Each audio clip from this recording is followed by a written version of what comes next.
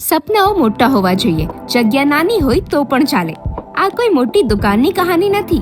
આ છે એક નાની બારીમાંથી શરૂ થયેલી મોટી હિંમતની કહાની. મોંઘવારી, વધતા ભાડા અને રોજિંદા ખર્ચા વચ્ચે ઘણા લોકો પોતાના સપનાઓને કાલે કરીશું કહીને મૂકી દે છે. પણ સુરતના દિલીપભાઈએ એવું નથી કર્યું. ડાયમંડમાં મંદીને કારણે નોકરી અને દુકાન કરવાનું વિચાર્યું, પરંતુ તેમની પાસે દુકાન માટે જગ્યા ન હતી.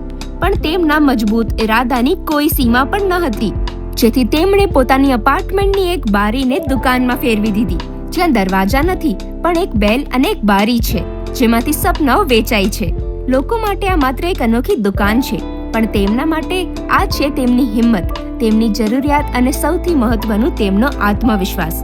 દિલીપભાઈના આ સાહસે ફરી શીખવ્યું કે જો ઇરાદા મજબૂત હોય તો ચાર દિવાલો પણ તમને રોકી નથી શકતી. દિલીપભાઈ દેવશીભાઈ વ્યાસ, પ્રજાપતિ. પહેલા અહીંયા અમારા આવ્યા 3 વર્ષ, ત્રીજું વર્ષ હાલે છે ને. પહેલાં હું કતારગામમાં હીરામાં જતો, પણ હીરામાં તો હવે ઉંમર પ્રમાણે કામ થાય નહીં ને 8-10 હજારનું કામ થતું, એટલે એમાં 2000 જેવું તો ટિકિટ ભાડા થઈ જાય.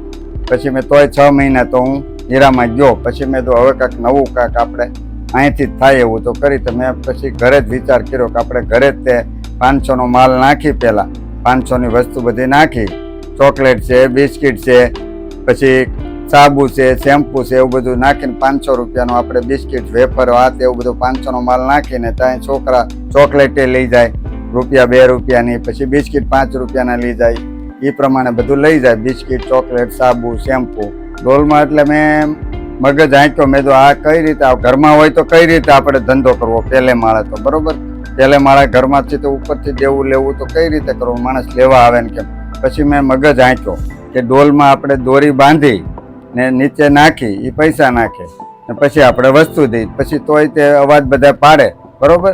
એટલે પછી મને મગજમાં આવ્યું કે આની કરતાં એક આપણે બેલ નાખી દઈએ નીચે.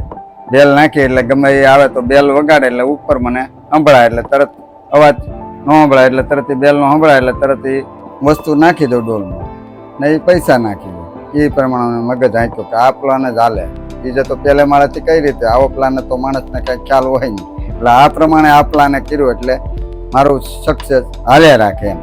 કોઈને તકલીફ ન પડે, કોઈને મુશ્કેલી ન પડે, નીચે એને ઉપર ન આવવું પડે, મારે કાંઈ એને અહીંથી આ ઘરે બાજુ ન આવવું પડે, ડાયરેક્ટ બહારથી નીચેથી આ રીતે બધા લઈ લે.